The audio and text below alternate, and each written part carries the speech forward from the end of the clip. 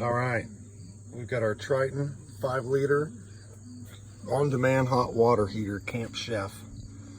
So propane line, shower line to here.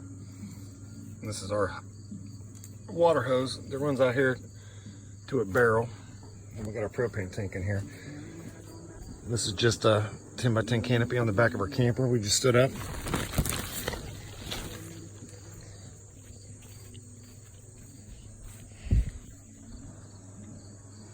Just put 2 tarps up over it so we can take showers.